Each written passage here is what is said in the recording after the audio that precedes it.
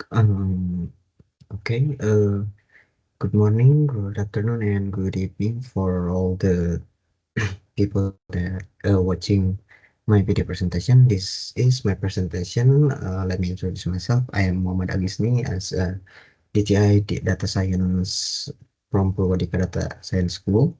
So here I want to present about bike sharing demand regression. So the introduction is the bike sharing systems is a new generation of traditional bike rentals where the whole process from membership, rental, and returning back process is become automatic from the app usually. Yeah. Unlike the other transport services such as buses or subways, the duration of travels, departures, and other population is explicitly recorded in this system. So the feature turns the bike sharing system is can be a virtual sensor network that can be used for sensing mobility in the city. Hence, it is expected that the most important variable in the city could be detected when monitoring this data. So yeah, this is the data from the data set. There's some sort of features. Is the day is a rental date and the season is the season when it rented, and the hours is hour of the day. Holiday is the status of holiday or not.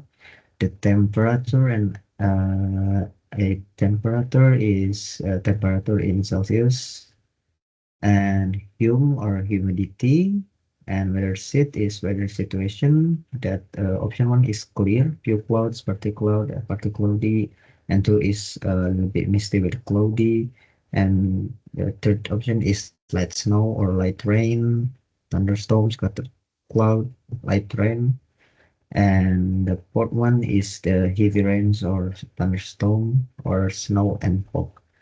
So when the last of two features is count of casual users and registered users. Um, for the target is the count. The count is the total number that casual and registered users. So this data is consists of the from the year of 2011 until 2012 in the capital bike share system in Washington DC, USA. And you can access the dataset from capitalbikeshare.com also.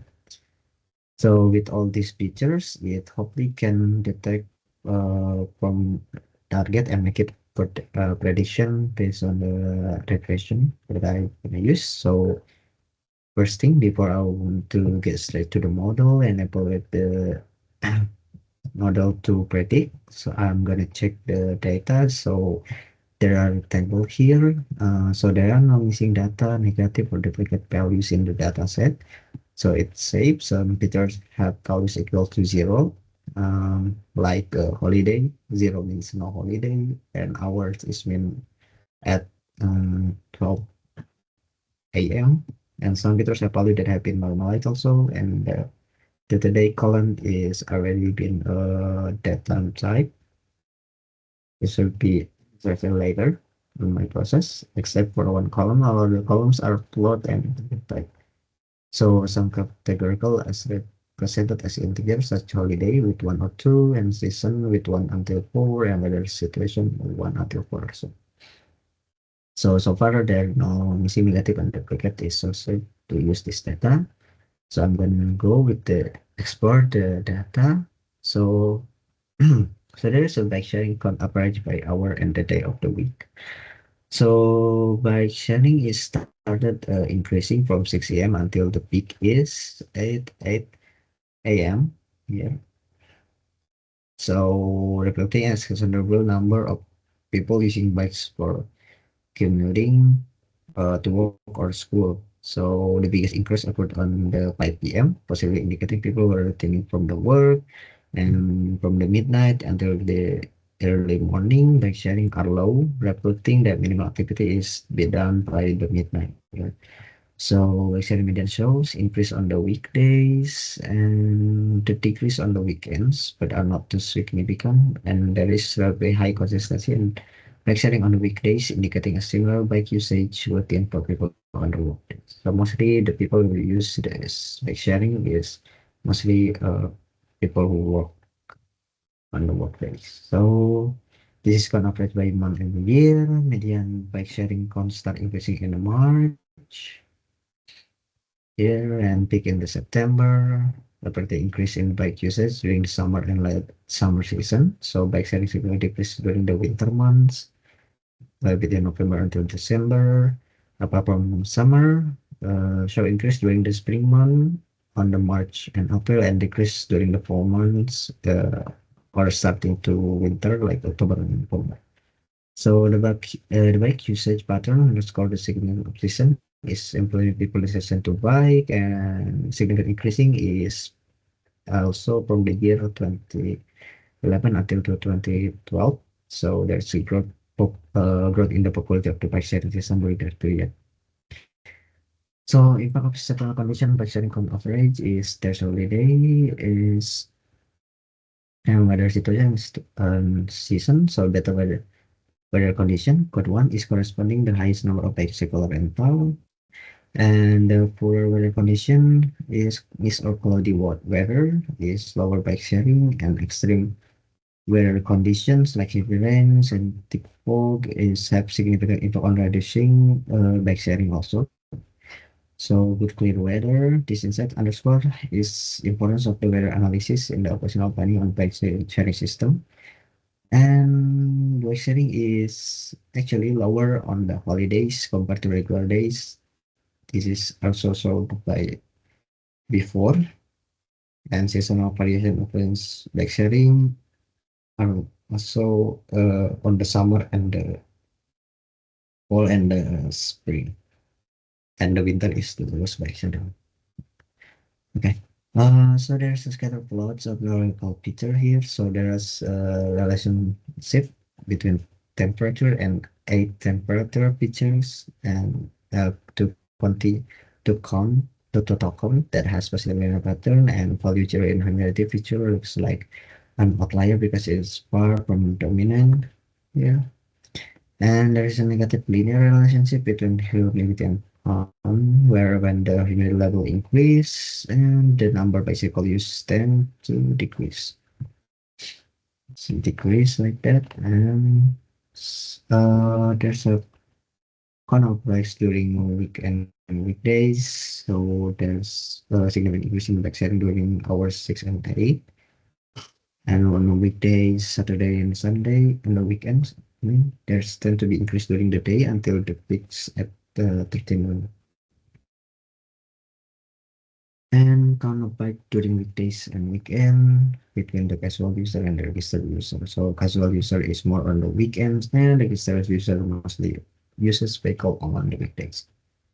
So there's a correlation heat map, so we can see all of the relationship here, where the result is like this. So the computer is highly correlated with casual and register, of course, and the month and season feature have highly correlation, but past the multi-correlate threshold of 0.9. And Tematum shows strong multicollinearity 0.9. So one of them is much will be dropped, and our feature has more positive correlation with count, indicating time of day influenced by rentals. And yeah, both them and item is moderately correlate with total count also, so showing temperature impacts rentals and feature of year, season, month, and weather situation. So weaker correlation, but weather condition negatively impact counts. And holiday, weekday, and day have minimal correlation, suggesting little influence on the patient. So this is the distribution picture that I want to check the outliers. Based on this graph and this table, there are some features like hour, season, and temperature visually display normal distribution. Apart from that, the majority of features exhibit a positive and right skew distribution with some outliers, and furthermore, outliers are noticeable in several features like weather situation, humidity, casual, register, and total count.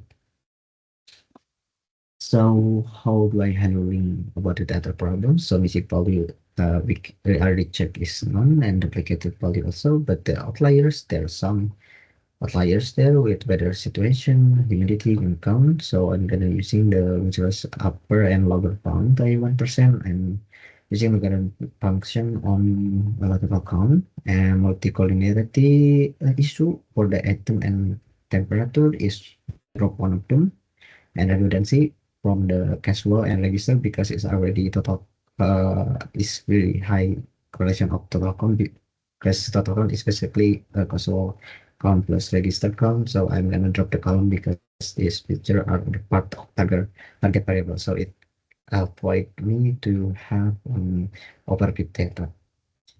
So this is the technique of the handling data problems that I use. So some feature is, so I'm using Visualize for remove the outlier. So Visualize issues to overcome operation. This technique is replace outlier values with reversely determine upper bound and lower bound values. In this way, the data distribution becomes more controllable and less influenced by extreme values.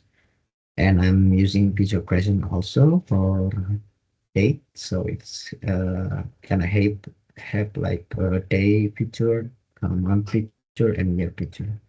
And picture drop was from all item, casual and register, and one hot encoding for all the categorical data between like the date on the time and the season and the weather situation. So this is the experiment setup before I go to the model. So data is I using the FC here. And the target is total count. The train size is 0.8 with the test size is course is 0.2 and preprocess 4. So I'm gonna use my own custom preprocessing pipeline here. So I'm gonna set to false, sensation ID random seed, fault k false, and jobs is 4 and custom pattern is 5. So I already checked for the best model. So I checked for all the regression model that I could find. So I checked the gradient regression model and three regression models and linear models and other models like key neighbors and Bayesian ridge. So for the top three here, so we the first one is get research racer, achieve the best performance with highest R2 with 0.95. This indicates its ability to handle transform target effectively. And the second one is extreme gradient boost, also with the 94%. And GBM, or light gradient boosting machine, is with 0.94 also, but a different my error and my error. So the viewer is like extreme gradient burst. That's why it's the second one. So from this result, so the best suit of the regression model that will work from this data is gradient regression model, because all of these three is gradient model regression that I use in the setup. So yeah, strong predictive powers like cat boost, execution like PPM, higher actual value above 0.93 with low errors also. So gradient boosted model excels and efficiency in the like model training is like GPM and later linear models like behind models such as linear regression, Bayesian ridge regression, and struggle to capture the data set on linear relationship. So it's not really good for the linear model because the data is have non-linear relationship. And the suboptimal models, maybe the simpler models like the decision tree and k-nearest neighbor perform, actually it's not really that well, but moderately all the class regression show the weakest result. But still, if you want to have strong models, you can use gradient model on this data set for the Bayesian. So I'm gonna use the hyperparameter for the top three models. So the hyperparameter here is hyper depth, learning rate, and iteration for cat boost. This is the after result. So the after tuning, indicating enhanced accuracy and better predictive performance. The main improves is by one 0.42, the actual increased slightly from 94.33 to 95.33 to 95.71, and variability is remain consistent. And for the FC boost, there is some hyperparameter here that I change is running rate, next step, initial weight, an estimator subsample, and this is the details of the best hyperparameter for the FC boost. And after tuning is the other is increase 94 to 95 near a cat boost. Map disk decrease 25 to 23, and overall the turning process significantly enhance the model generation and stability.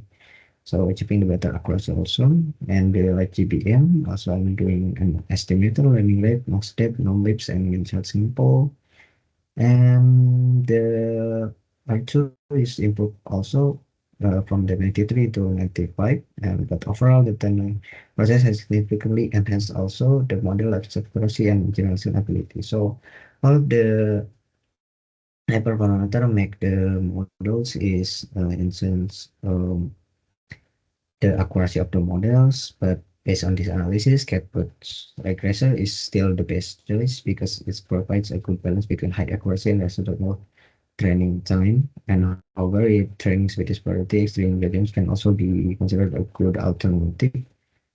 And concerning business problem, is most appropriate choice because it predict demand more accurately. There's opening losses and potential profit loss.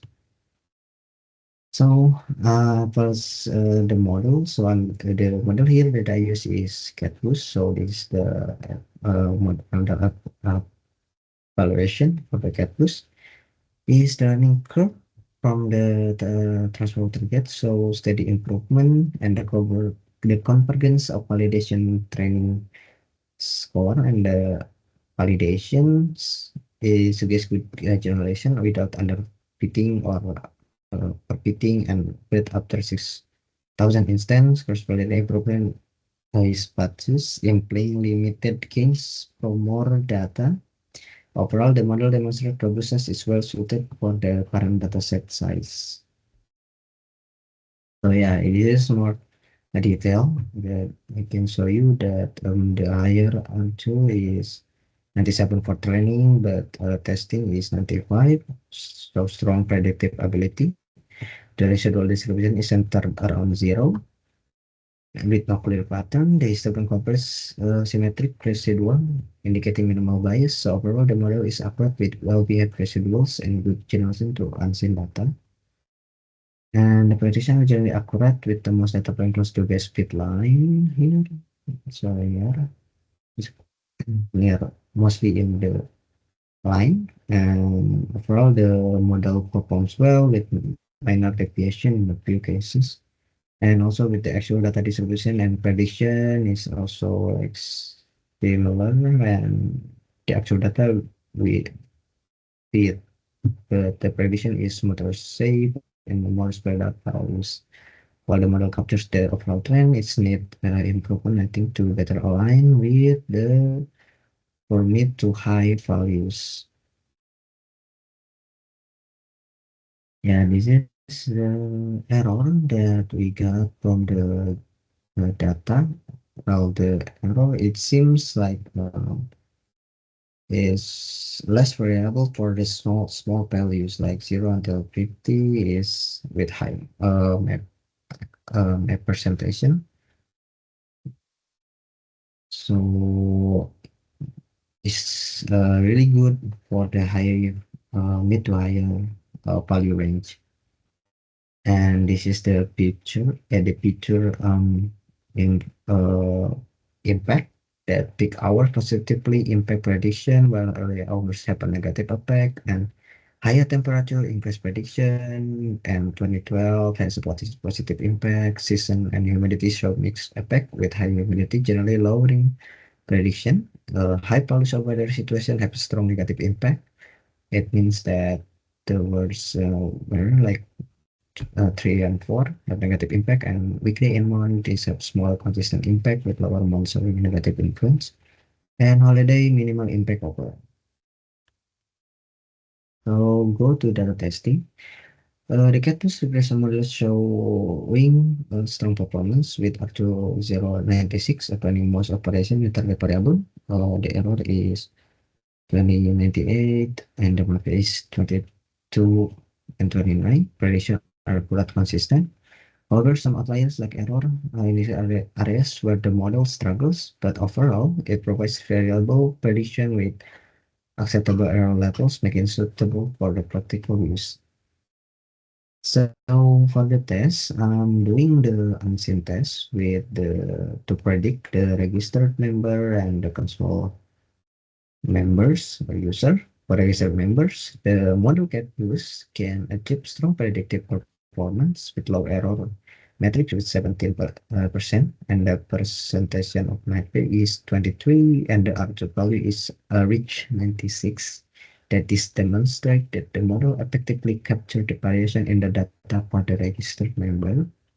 So, but for the casual member, the model performs well with an MI 7%, and but the R2 is kind of low rather than the training and the registered, yeah, is 92. Yeah, the mapper also is kind of high with 40% and higher relative errors due to the small value range like 150 and the prediction near zero. Despite this, the mice to guess reasonable the prediction with the 7.7. And for the example that to explain this, like for example, the model predicts the average demand of 35 customer numbers per hour is 22 error rate, leading to an allocation around 43 bicycle. So overall, while there are some inaccuracies, the model is sufficient for practical application like bicycle allocation and revenue estimation with a positive profit margin.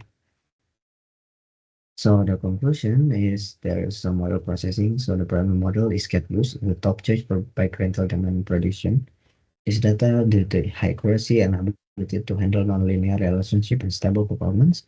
Hyperparameter training that I use here is iteration 1400 learning rate with 0.06 in depth 8 for optimal result on this experiment. The model efficiency like GPM is a strong alternative for faster training. Ideal for real-time application and iterative tuning and avoid linear models because the linear models is really have a bad result. For the requirements is explore the ensemble methods and additional hyperparameter tuning to further improve the model performance. So continue with the model evaluation, learning curve indicating good performance for the current dataset size. The residuals is show predictive ability, strong predictive ability and good generalization, and the predictive accuracy is generally accurate 22% is actually good. So the outliers likely due to noise can be improved, but it's so far so good. The performance by range is maybe 43 0.25%, but performs well for larger values because can be low as 7.25% for values over 301. So yeah, so the model is struggles with the small values. Maybe the improvement here that people can improve is how to handle with the small values. The visual impact is there's a peak hour positively influence prediction, the high temperature influence prediction, the 2012 positively affects the prediction, the higher humidity reduce prediction, the higher values of weather situation negatively affect prediction, weekday and months, the lower months show negative effect, and the holiday is not really showing that big impact. So what is meant to the business? Manufacturing, so accurate demand prediction enable companies to optimize bicycle allocation, ensuring availability match user demand. This help reduce the risk of over under allocating resources, which can lead to unnecessary operating costs or less revenue opportunities. For instance, consistent allocation based on a static forecast can result in excess buy during low demand periods, overestimating demand, leading to increased operational costs. Alternatively, underestimating demand during peak times can result in missed revenue opportunities as spike become unavailable. Demand prediction insight can be leveraged to design targeted marketing campaigns. Promotional special offers can be scheduled for period high demand, such as weekend and holiday, improving customer satisfaction and increasing sales. So recommendation is to address limitation in predictions for demand values that we talk about it. Maybe consider fine-tuning the model specifically for this range because so it can be handle the small demand values, and maybe with experimenting with autonomous models that better suit with low demand scenarios also, and re-evaluate the metrics used for model operation to ensure they align with business objective, and conduct further analysis to identify the causes, significant prediction error, investigate whether external factors, change in user behavior or policy adjustment are influencing the demand pattern, and ensure these factors are accounted in for in the model. So that's all for my presentation. Thank you for listening. Sorry for all my spoken mistake. Thank you and goodbye on another time. See you.